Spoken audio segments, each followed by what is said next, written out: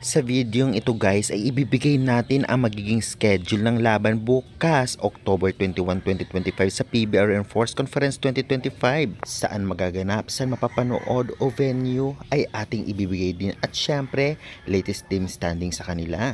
Kaya tapusin niyo ang video ito and please naman pasubscribe dito sa bago kong channel. Napakalaking tulong na yan and road to 1,000 subscribers. Maraming salamat sa suporta nyo.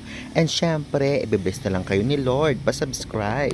Agad-agad, ibigay po muna natin ang team standing na latest. Kumbaga ay bago ang game, narito po ang nangungunang teams. Sa Pool A ay nangunguna ang PLDT, Farm Fresh, Capital One, Chocomucho, Enisled at Signal.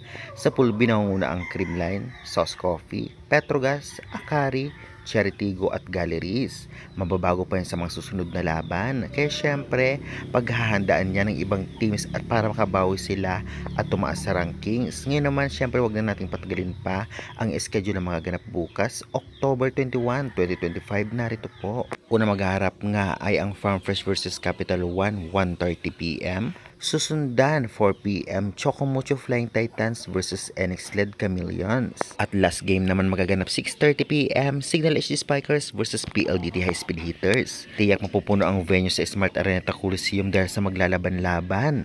At kung hindi man kayo makakapanood ng live, meron din po nitong free sa PBL.ph Live, meron din po sa Signal Apps at Pilipinas Live Apps, ngunit may bayad. At meron din po sa One Sports and One Sports Plus sa cable. Kaya guys, supportan nyo ang gusto nyo yung team and pasubscribe dito sa new channel ko. Maraming salamat and God bless.